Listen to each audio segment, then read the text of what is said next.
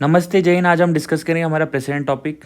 ठीक है, तो प्रेसिडेंट टॉपिक के बारे में कुछ डिस्कशन करते हैं। इसका इंट्रोडक्शन हम देख लेते हैं कि प्रेसिडेंट क्या होता है। हमारा पार्ट ऑफ यूनियन एग्जीक्यूटिव का पार्ट होता है। ठीक है, एग्जीक्यूटिव मतलब कौन सी बॉडी कि जो भी क्या करे, हमारी कार्यकारी बॉडी जो भी हमारे देश को चलाने में सहायता करती है उसको क्या बोलते हैं, हम एग्जीक्यूटिव बॉडी। अब उसके अंदर इंक्लूडिंग क्या क्या चीज़ आएगी, मेरे प्रेसिडेंट आ जाएंगे, वाइस प्रेसिडेंट आ जाएंगे, प्राइम मिनिस्टर आएंगे, कैबिनेट ऑफ मिनिस्टर आ जाएंगे, अटॉर्नी जनरल आएंगे। सबसे इंपॉर्टेंट है कि जो प्रेसिडेंट का जो पार्ट है वो कौन सा है, पार्ट 5 में मेरा प्रेसिडेंट आता है और आर्टिकल 52 से 78 आता है। ठीक है, इतनी ये दोनों चीज़ें तो एटलीस्ट पता होनी चाहिए। ठीक है, और एग्जीक्यूटिव के जो भी पार्ट है वो भी हमको पता होनी चाहिए। इसका रोल क्या है, हम क्या बोलते हैं इसको, फर्स्ट सिटीजन ऑफ इंडिया बोलते हैं।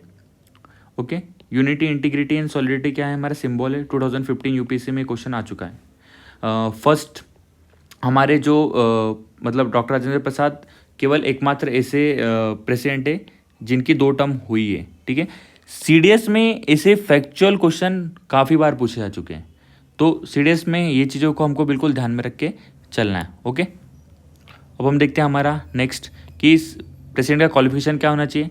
वो सिटीजन ऑफ इंडिया होना चाहिए, 35 ईयर उसकी ओल्ड होना चाहिए। उसके बाद में क्वालिफाइड क्या होना चाहिए, लोकसभा के इलेक्शन लड़ने के लिए, और कोई भी ऑफिस ऑफ प्रॉफिट नहीं होना चाहिए। मतलब कि अगर वो प्रेसिडेंट बन रहा है तो कोई भी पोस्ट उसने होल्ड नहीं की हो या फिर कोई भी लाभ का पद उसके पास नहीं होना चाहिए। उसकी ओथ कौन दिलाता है, चीफ जस्टिस ऑफ इंडिया, और अगर वो ऑब्सेंट हो गए तो सीनियर मोस्ट जज ऑफ सुप्रीम कोर्ट।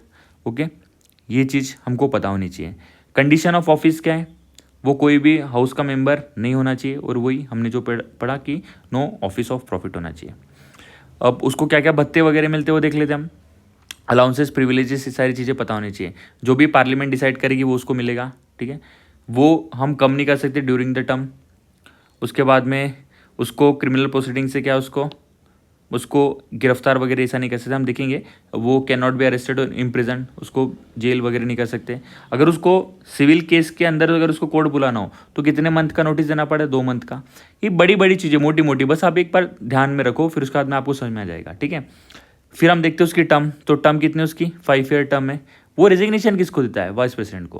यहाँ से बहुत बार क्वेश्चन बन जाता है कि उसकी ओथ कौन दिलाता है, सुप्रीम कोर्ट का चीफ जस्टिस, और उसको रेजिग्नेशन किसको देता है, वो वाइस प्रेसिडेंट को। तो दोनों चीज़ें अलग अलग है।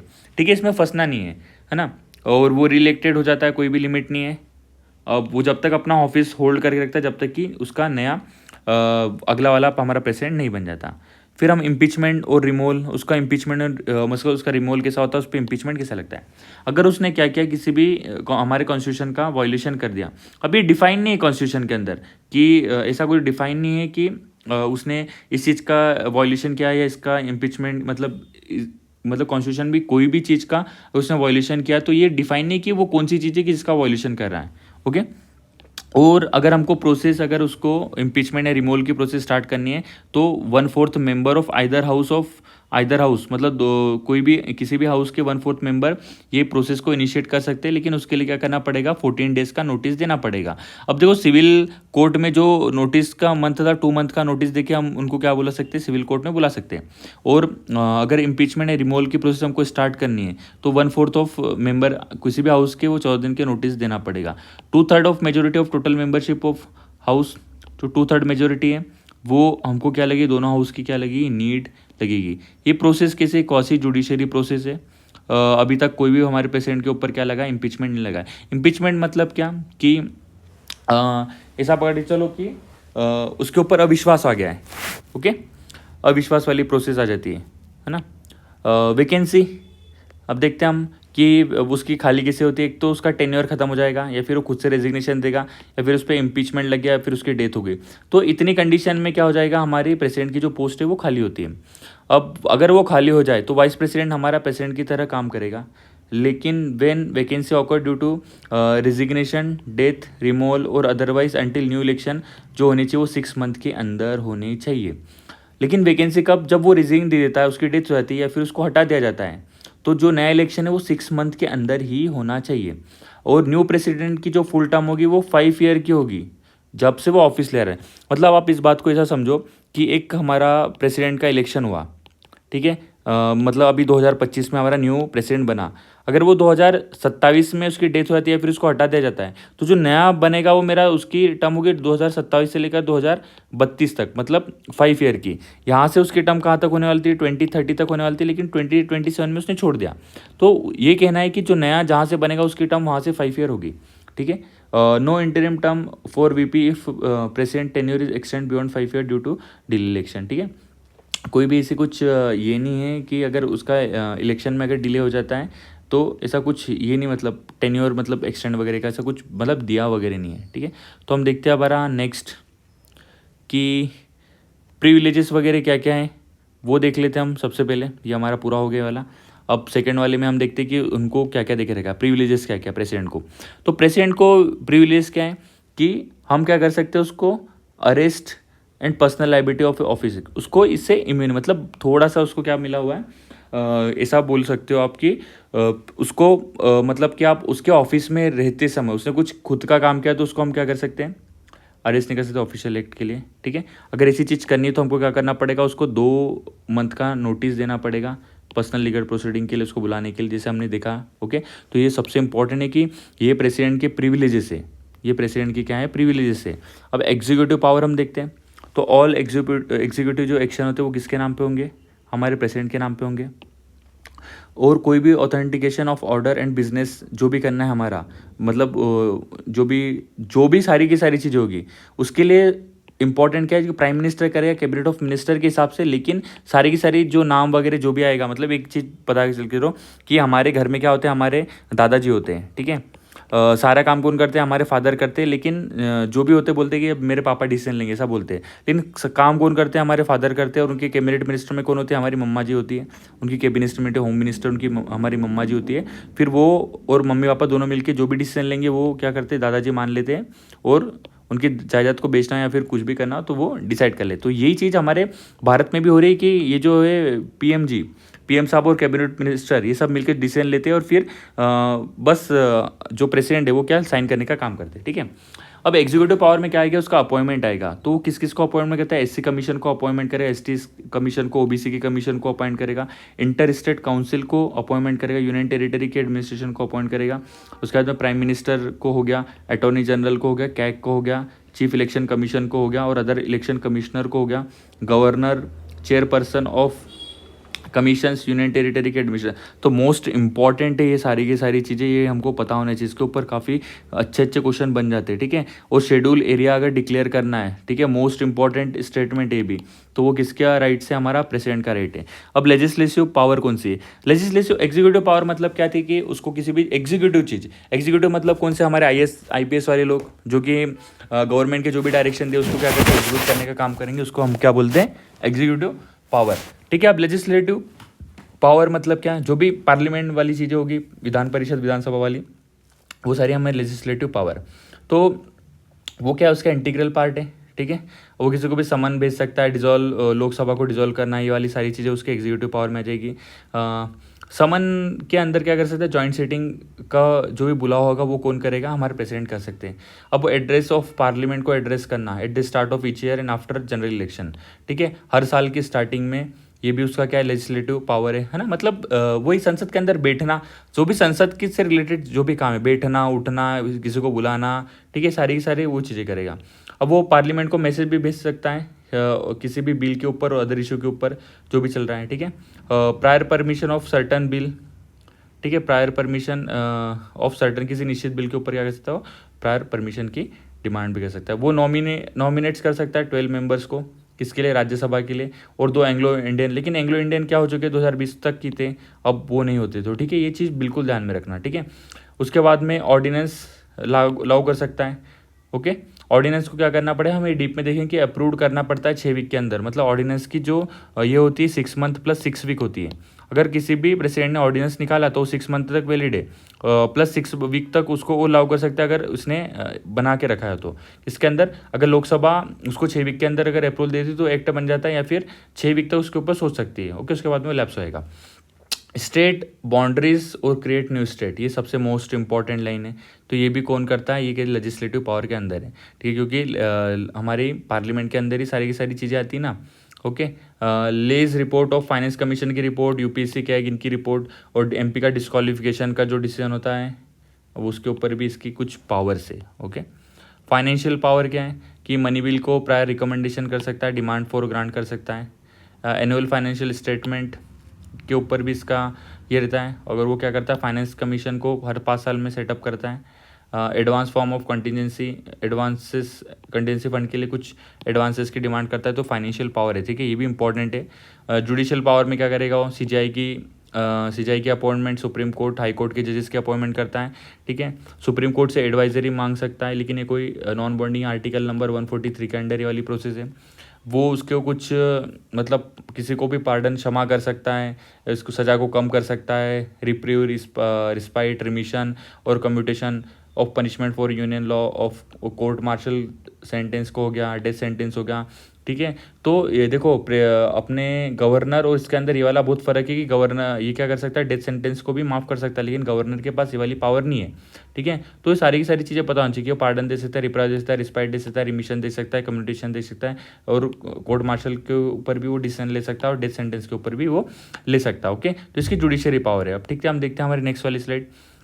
अब डिप्लोमेटिक पावर क्या है, वो निगोशिएशन करता है इंटरनेशनल ट्रीटीज़ के ऊपर पार्लियामेंट के अप्रूवल के बाद में। ठीक है, वो इंडिया को रिप्रेजेंट करने का काम करता है डिप्लोमेटिक। मिलिट्री पावर में क्या आता है, वो सुप्रीम कमांडर है इंडिया का, वो आर्मी, नेवी, एयरफोर्स, इसके चीफ को क्या करता है, वो अपॉइंट करता है। वो वॉर को डिक्लेयर कर सकता है, पीस वॉर उसके हाथ में ही है। ठीक है, लेकिन क्या है, पार्लियामेंट की अप्रूवल लगनी चाहिए। वही मतलब वो हमारे दादाजी जो भी करेंगे वो पीएम साहब ही करने वाले। ठीक है, इमरजेंसी पावर उसके हाथ में, वो आर्टिकल 352 मतलब हमारा national emergency, president rule 356, 365, financial emergency 360, ये तीनों की तीनों इमरजेंसी। देखो इस बार ना 50 ईयर हमारे हो चुके इमरजेंसी को, तो इसके ऊपर 100% क्वेश्चन बनेगा इमरजेंसी के ऊपर। 352, 356 finance commission, finance emergency 356। Veto power, उसके पास कुछ वीटो पावर होती है, तो वीटो पावर का आर्टिकल नंबर क्या है, 1111 है। When a bill is pass by parliament the president has the 3, उसके पास 3 तरह की वीटो पावर है। एक तो गिव असेंट, मतलब वो बिल को हाँ बोल सकता है कि हाँ मंजूर है। विथहोल्ड असेंट, मतलब वो क्या कर सकता है कि विच एंड द बिल, मतलब वो अपने पास रख सकता है, ऐसा नहीं कि मना कर देगा, अपने पास पकड़े कुछ रिएक्शन देगा। रिटर्न द बिल, वो क्या कर सकता है, बिल को कुछ वो कंसिडरेशन कर देगा खुद की कि यार इस बिल में ये कमियां या फिर ये बिल ऐसा ऐसा है, तो आप एक बार सोच सकते हो। ठीक है, लेकिन एक बात है, अगर पार्लियामेंट ने फिर से वो पास कर दिया तो फिर प्रेसिडेंट को क्या करना है, मस्ट गिव असेंट, फिर तो उसको अपनी मर्जी मतलब उसको साइन करना ही करना है उस बिल के ऊपर। ठीक है, तो 3 तरह की पावर है। एक बार तो क्या कर सकता है वो, मतलब एक बार दे सकता है, एक बार होल्ड करके रख सकता है, दूसरी बार वो फिर से रिटर्न भेज सकता है, लेकिन रिटर्न आने के बाद उसको क्या करना है, राइट क्लिक करना ही है। Presidential veto power over state legislation, when state bill is reserve for president, article 201 है, 111 में वीटो था, और आर्टिकल 201 में वो क्या कर सकता है, मंजूर दे सकता है, रख सकता है। रिटर्न द बिल है, देखो अब return the bill state legislation के लिए अलग है। अब स्टेट लेजिस्लेशन में क्या होगा, प्रेसिडेंट को कोई बाउंड नहीं है। अगर देखो प्रेसिडेंट ने क्या कर दिया, बिल को रिटर्न कर दिया स्टेट की कंडीशन में, ठीक है, और फिर से बिल किसके पास आ गया, प्रेसिडेंट के पास आ गया, तो फिर ऐसा कुछ नहीं कि उसको साइन करना है, उसकी मर्जी उसको करना हो तो करे। ठीक है, ये थोड़ा सा डिफरेंस है ना स्टेट और सेंट्रल केस में। ठीक है, कोई भी no veto for constitution amendment, अभी तक कोई भी वीटो के ऊपर कॉन्स्टिट्यूशन अमेंडमेंट नहीं हुआ है। Since 24th amendment 1971 the president must give assent to constitution amendment bill, तो ये एक बार अमेंडमेंट हो चुका है 24 वाला, उसके बाद में अभी तक कोई अमेंडमेंट नहीं हुआ है। No time limit for president to make decision regarding a bill presented for the assent. ठीक है, ये सबसे इंपॉर्टेंट चीज़ है, 2023 में भी आ चुका है कि प्रेसिडेंट को कोई भी टाइम लिमिट नहीं किसी भी बिल को असेंट देने के लिए, असेंट मतलब कि मंजूर करने के लिए। ओके, तो ये भी एक बहुत इंपॉर्टेंट 2023 में आ चुका है। ऑर्डिनेंस का article 123, the president can issue ordinance when the parliament is not in session. सबसे इंपॉर्टेंट है, जब पार्लियामेंट सेशन में नहीं होगा तभी क्या निकालेगा प्रेसिडेंट, ऑर्डिनेंस निकाल देगा। They must be laid before both house when the parliament reassemble and approve within the 6 weeks to become act. अगर पार्लियामेंट ने अप्रूवल कर दिया तो 6 वीक के अंदर, विद इन 6 वीक है, किसके, विद इन 6 वीक के, तो वो एक्ट बन जाएगा। टोटल वैलिडिटी उसकी क्या होती है, 6 month plus 6 week, 6 month plus 6 week. अगर नहीं किया तो वो क्या हो जाएगा, लैप्स हो जाएगा, वो नहीं किया तो लैप्स हो जाएगा। Ordinance cannot amend the constitution. Ordinance किसके लिए लागू नहीं हो सकता, कॉन्स्टिट्यूशन अमेंडमेंट के लिए बिल्कुल लागू नहीं हो सकता। जुडिशियल रिव्यू है क्या, तो 44th amendment allow the satisfaction to the president in issuing ordinance to be question in court. तो जुडिशियरी रिव्यू है भैया, ऑर्डिनेंस के अगेंस्ट आप जुडिशियल रिव्यू कर सकते हो। ठीक है, अब थोड़ी सा हम ये चीज़ देखते हैं कि इसकी जो पावर है हमारी, तो पार्डनिंग पावर कौन कौन सी है थोड़ा डिटेल में देखेंगे। तो पार्डनिंग पावर में आर्टिकल 72 के अंदर है, 3 तरह की यूनियन लॉ ऑफेंस पे, कोर्ट मार्शल पनिशमेंट के ऊपर, डेथ सेंटेंस के ऊपर है, 3 तरह के ऊपर उसको पार्डनिंग पावर है। तो power are based on cabinet की एडवाइस के ऊपर ही बेस है। They are not subject judicial, इसको जुडिशियल रिव्यू है क्या, unless the decision is arbitrary और डिस्क्रिमिनेटरी, ठीक है, वो उसका क्या है, विवेकाधिकार शक्ति है, ठीक है। पावर इंक्लूडेड कम्यूटेशन कर सकता है, रिमिशन कर सकता है, रिस्पाइट कर सकता है, रिप्रीव, पार्डन और फॉर डेथ सेंटेंस, ठीक है। मतलब वो किसी भी मतलब सज़ा को कम कर सकता है, उसका टेन्योर कम कर सकता है, ओके, सज़ा का रूप बदल सकता है, ठीक है। मतलब अगर किसी को ये हो गई उम्र कैद की सज़ा हो गई तो उसको 10 साल 20 साल की कर सकता है, ठीक है। किसी को फांसी की सज़ा हो गई तो उसको उम्र कैद में बदल सकता है, उसको फांसी नहीं दी जाए, मतलब उसका रूप चेंज कर सकता है, फिर पूरी की पूरी सज़ा को माफ़ कर सकता है। ये सारी सारी चीज़ें किसके पास है, प्रेसिडेंट के पास है। अब उसकी डिस्क्रिशनरी पावर मतलब उसका दिमाग कैसा चलता है एट द पॉइंट, उसके हिसाब से भी उसके पास कुछ डिस्क्रिशनरी पावर है। तो डिस्क्रिशनरी पावर नो कॉन्स्टिट्यूशनल, कोई भी the president has a no constitutional discretionary, constitution के अंदर ऐसा कुछ दिया नहीं है कि प्रेसिडेंट को डिस्क्रिशनरी पावर है, बट कुछ सिचुएशन के अंदर वो अपना डिस्क्रिशन इंक्लूड करता है, जैसे कि अपॉइंटमेंट ऑफ पीएम। अगर उसको पीएम को अपॉइंटमेंट करना, अगर दोनों ही मतलब बीजेपी और कांग्रेस दोनों हमारे क्या कर रही है, बीजेपी वर्सेस कांग्रेस क्या कर रही है, हमारी दोनों इलेक्शन लड़ रही है और यहाँ पर किसी को भी मेजोरिटी नहीं मिली, उसको लग रहा है कि बीजेपी के नंबर ऑफ मेंबर ज़्यादा हैं, तो वो बोलेगा कि तुम भैया आओ और तुम अपना सरकार बना लो, ठीक है। वो कैबिनेट ऑफ मिनिस्टर को डिसमिसल कर सकता है अगर उन्होंने लोकसभा में क्या कर दिया, कॉन्फिडेंट खो दिया है तो, ठीक है। लोकसभा में अगर सरकार के साथ ही कॉन्फिडेंट नहीं है तो वो क्या करेगा, डिसमिसल कर देगा। वो लोकसभा को डिसोल्यूशन कर सकता है कब, जब कैबिनेट ऑफ मिनिस्टर ने अपना क्या किया है, वो कॉन्फिडेंट खो चुके हैं, ठीक है। तो ये इतनी सारी चीज़ें आपको पता होनी चाहिए। अब इसके ऊपर भी एक बार यूपीएससी क्वेश्चन पूछ चुका है कि वोट वैल्यू ऑफ प्रेसिडेंट क्या है, यूपीएससी 2018 में क्वेश्चन आया था। तो वोट वैल्यू हर एक स्टेट की अलग अलग है, ठीक है। Value of vote in each state varies from state to state, ठीक है। तो वो टोटल पॉपुलेशन और total number of elected member जो कि हमारी स्टेट लेजिस्लेटिव असेंबली में, सपोज हमारी पॉपुलेशन है महाराष्ट्र की 1000 और हमारे मेंबर है 10 मेंबर है, ठीक है। उसको किससे मल्टीप्लाई करेंगे, हम 1000 से मल्टीप्लाई करेंगे, 1000 से, ठीक है। अब ठीक है 1 लाख कर लेते हैं हम, हमारी पॉपुलेशन दी 30 से 30 कट गया, 1 से कट गया, तो वोट की वैल्यू क्या गई, चलो हम बढ़ा के लग देते हैं, हम इसको 2000 कर देते हैं, ठीक है। 2 लाख कर लेते हैं, अपॉन में क्या करेंगे 10 करेंगे और 1 अपॉन का 1000 कर देंगे। अब ये 30 से 30, 10 से 10, तो मेरे एक मतलब इसकी वैल्यू SLA की वैल्यू कितनी है, स्टेट लेजिस्लेटिव असेंबली वाली की, तो उसकी वैल्यू कितनी आ जाएगी, 2 आ जाएगी, ठीक है। अब वैल्यू ऑफ MP की वैल्यू देखते हैं। MP ये किसके निकल के, स्टेट लेजिस्लेटिव, मतलब हमारे विधायक लोगों की जो वैल्यू निकल के आई वो एक वोट की वैल्यू 2 निकल गई। अभी सेम इसी में total value of vote of all MLA all state, ठीक है। Total number of elected member of the parliament, total value of all MLA। अब जो भी हमारे जो MLA होंगे मिनिस्ट्री ऑफ लेजिस्लेटिव असेंबली, तो उसके जो जो जो सपोज कितने हो गए, हमारे 10 मेंबर थे, एक की वैल्यू 2 है, तो उसको हम 10 से मल्टीप्लाई कर देंगे।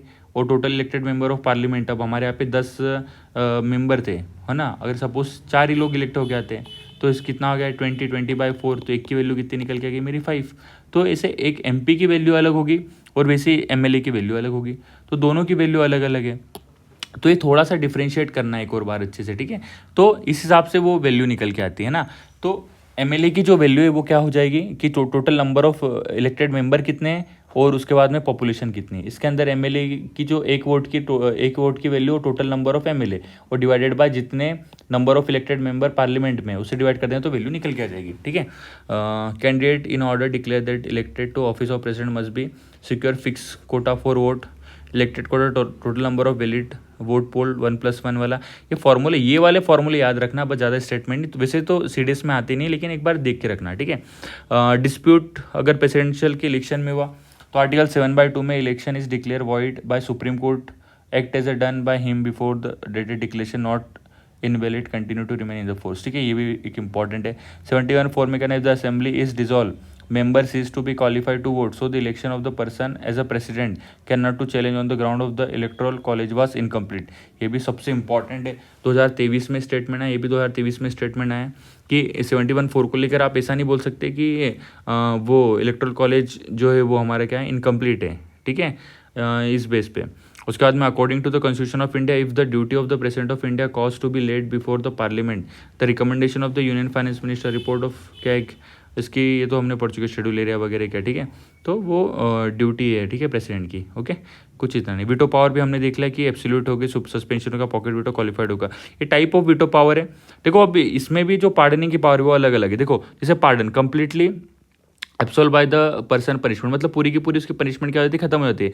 कम्यूटेशन में क्या बोला, substitution of punishment with the lighter one, मतलब उसकी जो हार्ड थी तो उसको क्या कर दिया हमने, मतलब अगर उसको उम्र के दिया, फिर किसी को दौड़ा रहे तो उसको हम चलाएंगे, ऐसा पढ़ चलो। Remission, reduction of punishment period without altering nature. अब नेचर नहीं बदला, अगर उसको उम्र के दे, मतलब उसकी सज़ा 30 साल है, ओके, तो वो सज़ा 30 साल ही रहेगी, मतलब सॉरी उसका क्या हो जाएगा, मतलब टाइम पीरियड कम हो जाएगा, उसको 20 साल कर देंगे, लेकिन नेचर वही रहेगा, ठीक है, सज़ा का नेचर वही का। Lesser punishment due to special condition, अभी कोई वुमेन प्रेग्नेंट वगैरह हो गई तो उसका वो शॉर्ट टर्म कर देंगे, ठीक है। टेम्प्रेरी स्टे ऑन एग्जीक्यूशन, रिप्राई में क्या होता है, टेम्प्रेरी एग्जीक्यूशन से क्या करना है, उसको थोड़ा सा रोक के रखते हैं, ठीक है, स्टे करने का काम करते हैं, ठीक है। और एक लास्ट वन देख लेते हैं हम, इलेक्शन, इसके भी मोस्ट इंपॉर्टेंट है, ये तो मोस्ट इंपॉर्टेंट है, ठीक है, इसके ऊपर क्वेश्चन आता है। तो जो इलेक्शन होता है वो क्या होता है, इनडायरेक्ट इलेक्टेड इलेक्टोरल कॉलेज है, ठीक है। Reason for indirect election, nominal executive, मतलब जो रोल है हमारे प्रेसिडेंट का, तो नॉमिनल है, लेकिन रियल जो पावर है किसके पास है, पीएम, जो कि डायरेक्ट इलेक्ट होकर आता है, ओके, उसके पास है।